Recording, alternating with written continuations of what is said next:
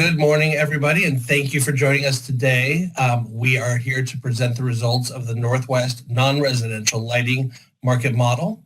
In this presentation, we'll be discussing our research of the non-residential lighting market, of course. The market research team here at BPA has been researching the lighting market for close to a decade, keeping tabs on the technology developments, market adoption patterns, and opportunities for program intervention within non-residential lighting. We recently completed an update of our quantitative market model, which estimates not only energy savings, but also sales patterns and installed stock characteristics in non-residential lighting. I'm joined today by Kate Bushman from Cadeo. She leads the market research for us and will be helping me present some of our findings. Thank you, Kate, for joining us. If you find this presentation interesting, and I sure hope you do, and you want more information on our research, we have posted a variety of information on the model, including our actual data and several memos on how we develop the model. All that is on the BPA Momentum Savings website, which we will have a link to at the end of the presentation. First, to get us started, we want to start with a really interesting analogy that I think will show us a bit about where we're at with lighting technology. So Kate, tell us about it. All right. So we've all lived through a pretty massive transformation in the telephone market. Most of us were born at a time when landlines were ubiquitous. And we'll see that on the next slide here. So starting in about the 1990s, though, there was this massive adoption of mobile phones. So obviously mobile phones were a huge technological innovation and really changed the way that we used telephones. But then starting in the mid-2000s, the latest wave of market transformation started with the advent of the smartphone. So, mobile phones, of course, were a big deal, but smartphones were arguably a bigger deal because they not only replaced the function of the incumbent technology, but they also added new functionality. So smartphones, we all are familiar with, they added internet access to the phone. They facilitated the advent of social media, and they've kind of ushered in new business opportunities and changed the way that we've interacted with the world beyond just the phone technology. So back to the lighting world, we're still in what we might call the mobile phone era of lighting. LEDs, we all know, have been a major technological innovation, but they do serve the same function that legacy lighting technologies did. Now, just like the mobile phone was a necessary precursor to the smartphone, LEDs are a necessary precursor to intelligent lighting. So LED lighting really allowed for innovations in lamp and fixture design, which includes the addition of new functionality to lighting products. So what we could call in our analogy the smartphone phase of lighting market transformation, meaning that phase in which we begin integrating new functionality into lighting systems, is just starting now. So we're in kind of the early stages of market adoption of lighting with additional functionality. And what that looks like today is, networked lighting controls, Internet of Things systems that rely on lighting systems, color tunable lighting is an example there. And then on the more advanced end, grid interactive buildings that use lighting systems.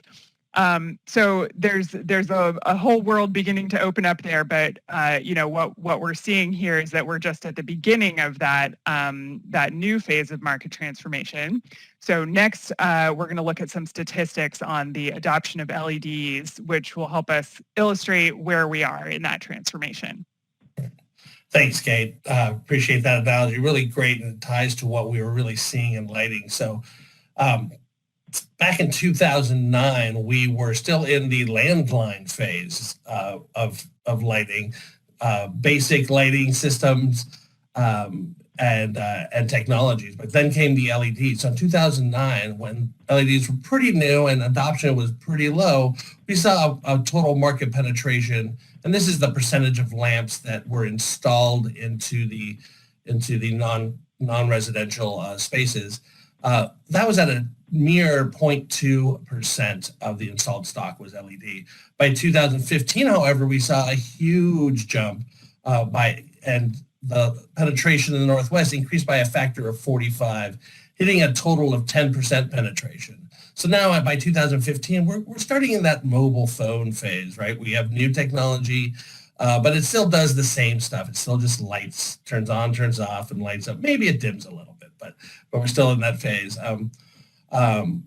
Now, it was still a major transportation, 45 times growth over that 6-year period. Pretty major transformation. So when we came together with our and released our findings for the 6th power plan, we shared that the LED boom was coming, right? And the 7th power plan, it was going to be big, right? Well, we were right. The LEDs did have a huge boom over the analysis period that we used those currently for the 7th power plan, and this period ranging from 2015 to 2021. LEDs not only went from being a new technology that early adopters were grabbing, but it became a common and trusted lighting technology. So much so that by 2021, 50% of all installed lighting stock in the region was LED, or is LED. So the Northwest has dramatically changed the way we light buildings, and it's done that really, really, really fast. So how do we know this, right? How do we know we got there? Well, how do we determine these numbers? Well, what I mentioned earlier, the market research team at BPA has had a long practice of in-depth research and development of the robust lighting market and development of robust lighting market models. These models have helped us understand the non-residential lighting market and accurately forecast the energy savings that are generated by efficient products in that market. So let's take a look at how we go about doing this research and how we create our market models. So first, we had to develop a scope of research for the non-residential lighting market model. The scope encompasses 16 different lighting technologies. This includes LEDs, of course, but all the incumbent and legacy technologies as well. So in those technologies, we look at them over 12 different applications, or what we mean by applications are the specific lighting uses in each sector, right? The sectors that we look at include commercial, industrial, indoor agriculture, and outdoor lighting. And this is why we call it the non-residential lighting model and not just the commercial or just the industrial lighting model, because it encompasses all non-residential sectors. For the model, our unit of account, or the metric that the model uses to quantify lighting equipment, is usually the lamp or fixture. That's right. Yeah, and just a note about that unit of account, we are looking at both lamps and fixtures. So in the model, we account for lamp-bearing fixtures, so a fixture that has maybe 2 lamps or 4 lamps in it, and we track the number of lamps per fixture by technology and by application. And then for non-lamp bearing fixtures like an LED fixture with an integrated light source, the fixture would be the unit of account in the model. Yeah, and that's an important distinction. Thank you, Kate. And then, so we take all of this and then we tie it to our region, right, which covers the Northwest, including Oregon, Washington, Idaho, and Western Montana. And for our current analysis period, for this most recent market model, we covered years 2015 through 2021, and 2015 served as our baseline year that we based our model on and used for our projections. So with that scope in mind, when we built this model, we used a variety of robust data on the non-residential lighting market. This data includes data collected directly by BPA and NEEA. It also includes NEEA's commercial building stock assessment, as well as the regional technical forums lighting measure savings data and research the Northwest Power and Conservation Council performed in their development of the 7th Power Plan.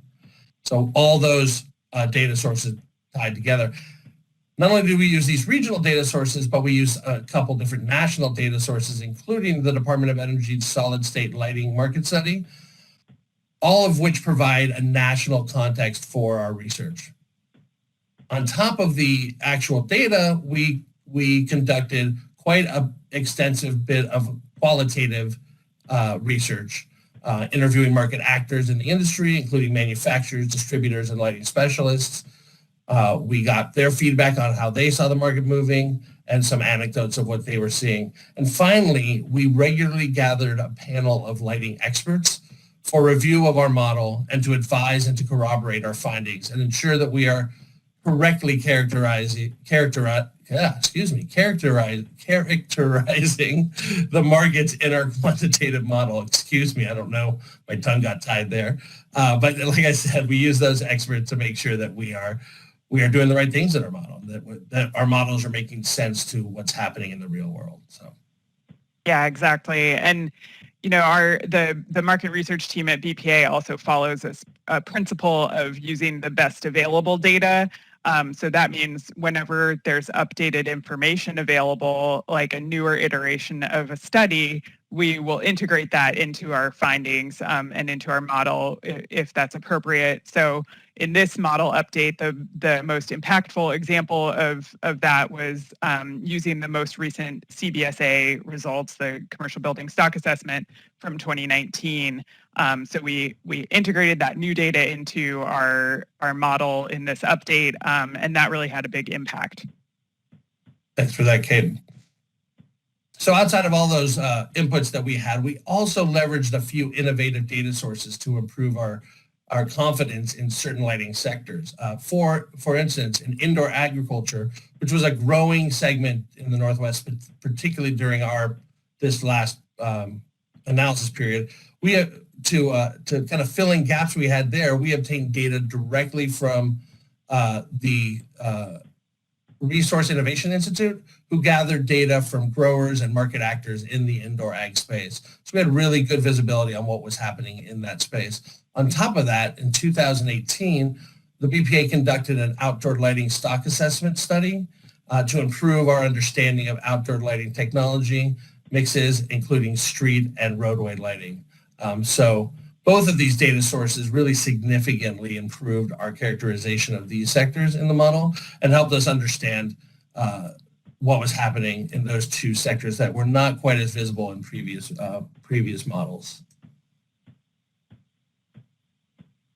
Great. So the model weaves together all of these disparate data sources, and its purpose is to create a comprehensive picture of the lighting market over time. So I'll explain to you on this slide a little bit how we go about weaving together these data sources. So to achieve that, we use a stock turnover framework, which estimates an annual stock of lighting products installed in buildings in the Northwest. And that also allows us to estimate lighting energy consumption over time. So in this graphic here, you can see that the CBSA and the sales data, CBSA is represented by the blue line and the sales data is represented here by the red line. Those are two important inputs in the stock turnover model. They're not the only two, but this is just for illustrative purposes. And we use the CBSA studies as point estimates over time to establish a stock trend. So we use those CBSAs as sort of an anchor for our stock turnover model. And then beginning in 2016, we introduce sales data annually as an input to refine the changes that are occurring in the stock year over year. For 2021, you can see there are some dotted lines here at the end of the analysis period, and that's because we did not have observed data for those years, so we extrapolated based on previous year's data. Within this stock turnover structure in the model, we develop two scenarios. The first is a baseline scenario, which we define in alignment with the Council's 7th Power Plan baseline. And second, we have a market scenario or an actual scenario, which is our best estimate of what actually occurred in the market. Thank you, Kate. Honestly, I can't thank you enough for understanding this, because these numbers are complicated, and I am not the numbers guy in this group. So without Kate, I don't know where I would be understanding of this. But no, you can see we do a very robust job of making sure that we are hitting all the data and aspects of the data, and really questioning how the market is working to produce this model. All that so that we can come up with the results that help us determine not only energy savings, but future potential. So let's move on to those results. And obviously, if you have any questions about the model building, please go ahead and throw those in the chat, or ask us at the end of the presentation. Great. So the first result that we're looking at here is really kind of the critical output of our model, and that's our estimate of energy consumption in the baseline and actual scenarios. So we see the baseline energy consumption in green there, and the actual energy consumption in blue. And you can see that the baseline scenario remained relatively flat over the analysis period, but the actual scenario diminished significantly. So, that reduction between those two scenarios resulted in an energy consumption reduction of 18%, which amounts to about 343 average megawatts of total market savings. And that is driven almost entirely by LEDs replacing less efficient legacy technologies. You might be curious to know a little bit more about what the baseline assumptions are. So just a high-level description of that. The baseline scenario assumes a frozen technology mix of sales throughout the analysis period. So that means that the sales mix entering the market in 2015 stays constant throughout the analysis period. So although stock continues to turn over, the mix of technologies entering the stock does not change. That's a little complex, and if you want to read more about it, you can take a look at our methodology memo, which is on the Momentum Savings website. Yeah, absolutely, and I would suggest it for those who are interested. So this consumption drop is really significant, and really drove a lot of market savings for in the lighting sector. But for me, I really like the idea that we have changed the way we light the Northwest. And so for me, the most important finding was that lighting using LED technology has grown from just being a marginal lighting technology and a marginal use in our lighting installations to making up, or I should say, to becoming a totally mainstream technology, and one that is being used and accounting now for 50% of the lighting stock in 2021. We talked about this a little earlier, but I thought it would be fun to show it more graphically in this illustration, where in 2015, all the lit windows there were lit by LEDs, but now in 2021, you can see a significantly more portion of windows are lit by LEDs. Again, that just giving a nice graphic representation of the change over those years. Now, how did this change happen? Well, massive amount of lighting retrofit and new construction projects help move LEDs into the forefront. Over 15 million LED products have been installed in the Northwest during our analysis period, and with many of those installations driven by utility incentives. So those of us out there who are working and running those utility programs, you played a major part in the increase of LEDs and thus that large drop in consumption that we saw. So of course, as these LEDs are being installed, it was really the legacy technologies like linear fluorescent lamps and HID lamps that were being displaced, right? In this chart, you can see how the decreasing number of non-LED products here in the white line is being offset by increasing number of LEDs, right? So to the point where they are actually equal now, or close to equal now in 2021, and the numbers are run. It's interesting that we get to this 50% point. I think that's just coincidental. If we had waited another year or two, the yellow line would be higher than the white line. But because of where we landed in our model, that's where we're at. Right. And so one interesting nuance here in terms of LEDs replacing other technologies is that, now that we're in 2021, LEDs have been around for quite some time. So you may be wondering whether we allow in the model for LEDs to replace older LEDs. And we do. That was one of the improvements that we made in this model update. We phased in the ability for LED replacements to occur starting in 2015. And so, while LEDs do have very long lifetimes, they don't last forever. So in the model now, we account for the possibility of failure of older LEDs and for LED to LED retrofits. But those do account for only a small fraction of the LEDs entering the stock at this point. And we corroborated that through our qualitative research as well. We heard from those market actor interviews that we conducted that those LED for LED retrofits still happen quite rarely. Thanks, Katie. I think that really emphasizes a point of the way we build our models is that we look not only for the easy understanding that LEDs are replacing non-LEDs, but also start to think, okay, LEDs have been in the market. How are we switching? How are those being replaced? And how does that affect our overall savings model? So the fact that we're adding in those assumptions and building out just goes to the robustness of the way we build and develop our models. So pretty excited about that. Want to drill down a little bit from the overall installations to how this affected each of our markets. So here we have 3 of our non-residential markets listed from 2015 to 2021. We drill down to each sector, we see that all 3 of these sectors have grown dramatically in their market penetration of LEDs.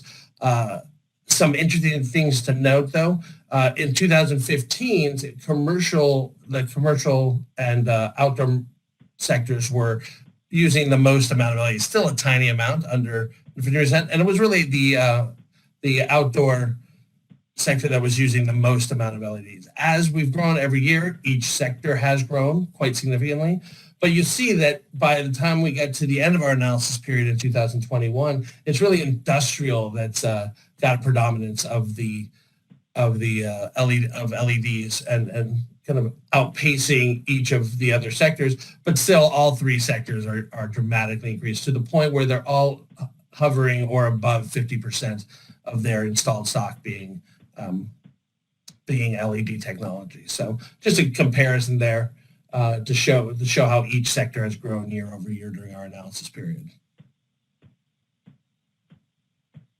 Now we can drill down even farther and look at how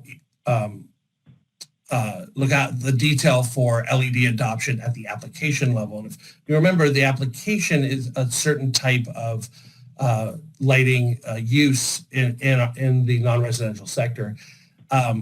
This chart, we're highlighting the ambient linear application, but if you like this chart and you like the look of the charts, you can go on our website and you can see 1,000 more of these stock charts, all very colorful like this, and we have it for each of our scoped applications. But again, for this chart, we're talking about the ambient linear application, which represents the type of lighting that you would see in an open office or retail store. We're talking about areas where they use a lot of tube lighting, and historically they used a ton of T8s. These are the fluorescent T8s. Here represented in both the green and blue. The blues are the T8s, the red or the green are still tube lights, but they're T5s and T1s. But you see that they have slowly reduced over time in the stock. Still have a huge amount of the installed stock is there, but reducing year over year. And you can see that the LED technology, whether it be T-LEDs here in the more orange color or luminaires here in the red, you see that growing year over year and taking over a large part of the sales. I want to highlight too the dark red band here. This is luminaires. For those of you who don't know what luminaires are, when we talk about LED luminaires, we're talking about fixtures, LED fixtures with an integrated light source. So not a bulb, but an integrated light source And this would be an LED downlight, a full LED troffer retrofit. This may be a LED flat panel fixture. And in many cases, these luminaires are not only really great lighting sources, but a really great replacement for fluorescent T8 tubes, which currently, when they are converted to LED, they're usually converted to a TLED, which is a tubular LED. But these luminaires can serve as a good replacement for those TLED or fluorescent linear lamps in certain applications. Now, the reason I wanted to highlight luminaires is they play a special role in the market because they remove the need for lamp imbalance maintenance and save facilities quite a bit of money on that. And then they also have exceedingly long lifetimes. But again, they're great products, but they only represent a small fraction of the lighting stock currently. Yeah, and just one more thought on LED luminaires here is that they also have an outsized impact on the stock mix as they're adopted because they replace those multi-lamp fixtures in many cases. So if you think of an LED troffer that's replacing a 4-lamp linear fluorescent troffer, the one LED product knocks 4 fluorescent products out of the stock mix. So that really has a high impact in terms of technology mix. Yeah, excellent. So we've been talking so far about the stocking trends and the penetration in the stock of lighting, but let's see what happens when we look at sales. Great. So lighting sales is a really important input into our model, and you've probably already guessed that sales of LED technology have shown significant gains during our analysis period.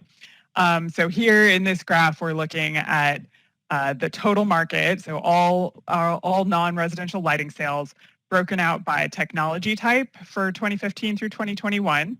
And you can really clearly see that shift towards the red categories in the graph, which include TLEDs, other LED lamps, and then all LED fixtures. The drivers of this transition include the fact that, later in this analysis period, we now have high quality and diverse LED options that are really widely available. And that wasn't true back in 2009. So that's made LED adoption easier over time.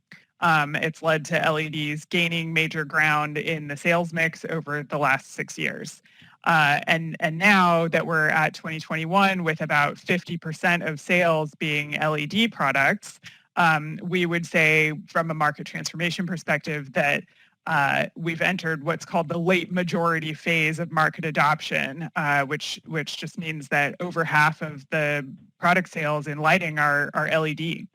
And Juan Carlos mentioned this earlier, but it is just a kind of funny analytical coincidence that at the end of our analysis period, both the installed stock and the sales are around 50% LED. So that can make it a little bit harder to digest the differences between these numbers. But in this graph, you can just remember that what we're looking at is all the lighting products being purchased and installed in 2021, and about half of them were LEDs. Yeah, thanks for that clarification, Kate. And again, if you're interested in these sorts of numbers and these charts, we have quite a few of them in our data that's posted on the Momentum Savings website, and they make really good wall art if you're interested in that as well. So, a couple interesting little statistics that came up during our analysis. First, we want to talk about the speed at which LED sales grew, when we're at the end of our analysis period, 2021, we estimated that new non-residential LED products were sold every 2.6 seconds in the Northwest alone. And that's some fast sales, some fast adoption, and goes to show how many of these products are being bought in the region. On top of that, when we think about TLEDs alone, again, tubular LEDs, the replacements that are most commonly used for fluorescent T8s, we have seen those TLEDs have been a huge part of the LED boom in the non-residential sector. Meteoric growth with sales that increased 722% between 2015 and 2021. We're talking 26 million TLEDs sold over the last 6 years.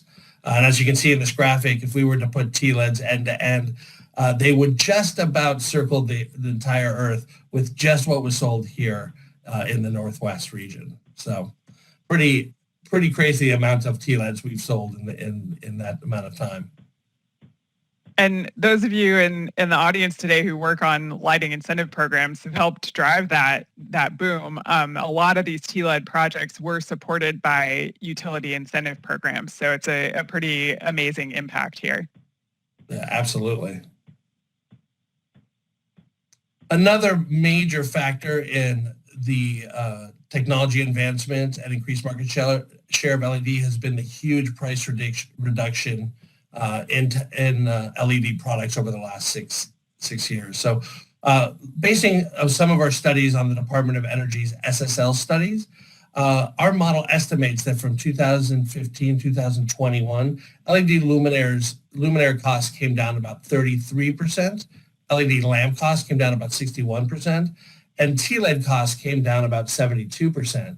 So you can see here the fire sale pricing that we represent on the slide, how drastically these prices have dropped on these products over the last 6 years, allowing and helping in the adoption of these products. I think it's also important to understand that this price drop was driven again by the utility programs. They helped in that price drop. These price drops, by the way, do not include utility incentives. This is straight retail pricing for these products without utility incentives. So it was even more significant when you added utility incentives to some of these products.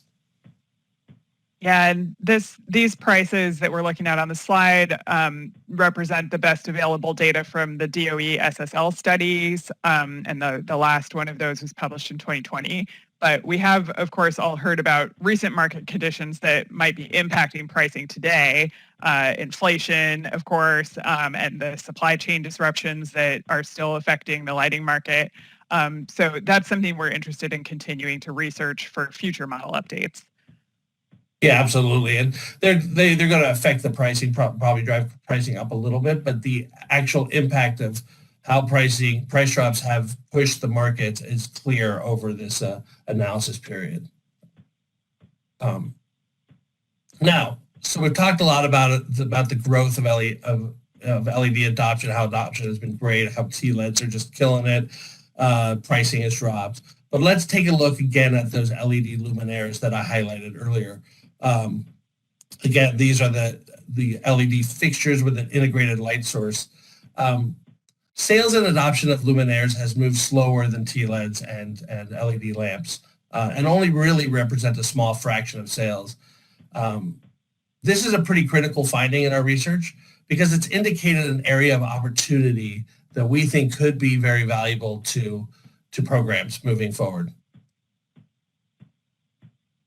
So, and I know this may be a little bit of a surprise that I say this, since in an earlier slide I mentioned that we saw growth in the adoption of LED luminaires, and that's true. We did see growth, but this adoption was slow, and it only got to where 10% of the total unit sales were in luminaires, and that 10% is in 2021. So, on top of the fact that they just have not been selling as well or have had as much penetration in sales as other LED products, they were hit particularly hard by the pandemic.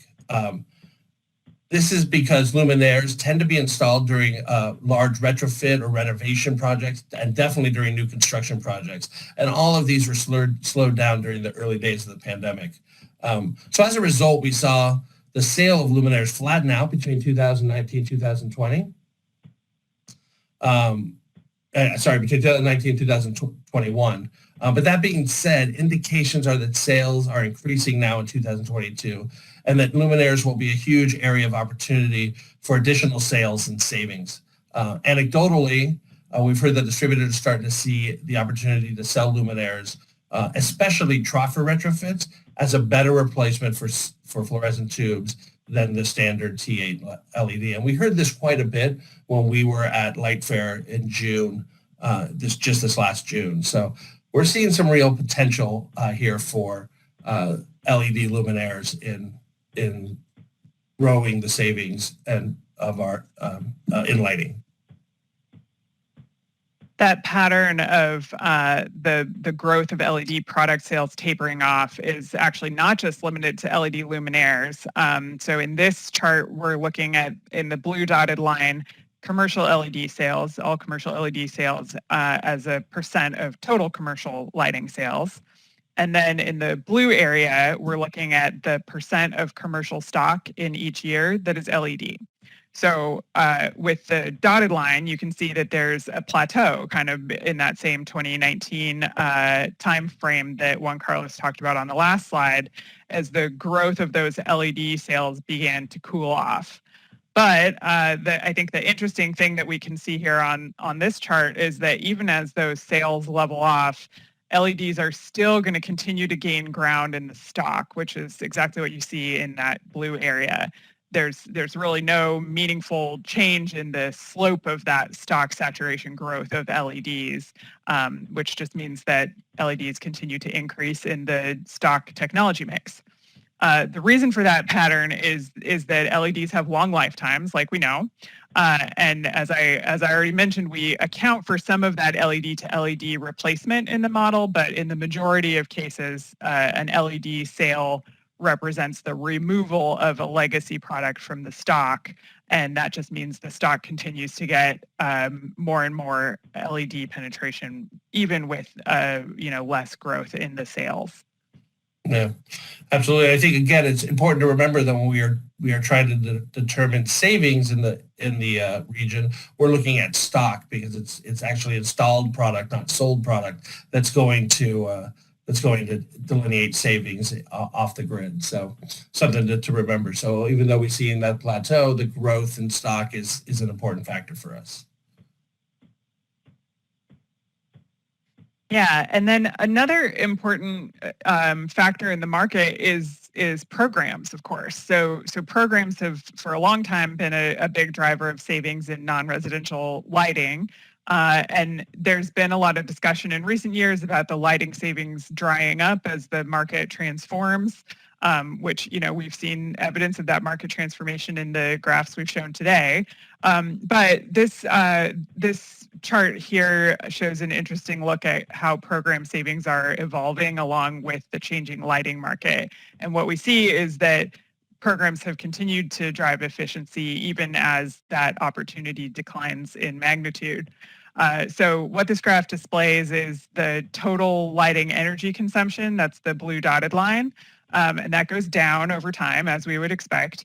And then the blue columns are showing total regional program savings. So that's all lighting program savings in the Northwest region, which we derived from the Council's Regional Conservation Progress Report, represented as a percent of energy consumption. So we did that to depict how program savings look relative to consumption for each year. And so what you can see is that program savings relative to consumption have remained fairly stable throughout our analysis period. And that just shows that programs have been adapting to the changing environment of the lighting market and going after deeper savings as those low-hanging fruit opportunities have gotten scarcer. So that's what we would expect programs to continue to do in the future as well. Yeah, excellent.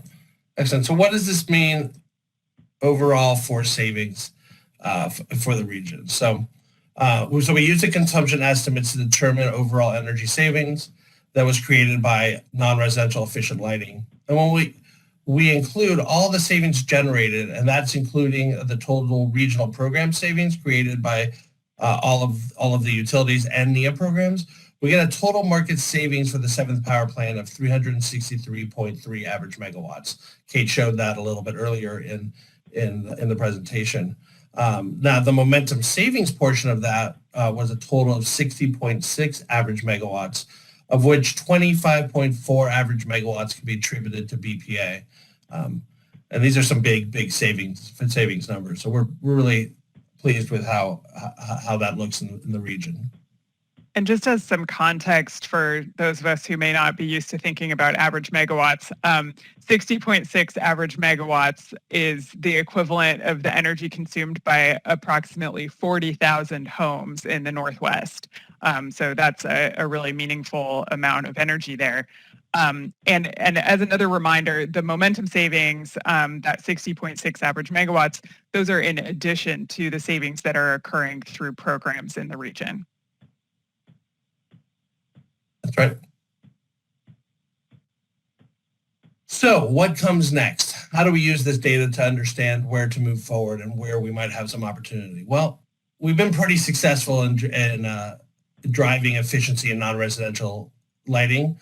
And so as stock becomes more and more efficient through the use of LEDs, the remaining saving opportunities unfortunately become narrower, right? These blue lines show the penetration of applications that have diminishing efficiency opportunities. I think we all knew, for those in lighting, know that the general purpose lighting, small track lighting, large track lighting, they've all hit some really hard saturation points and between 70 and 80% stock penetration.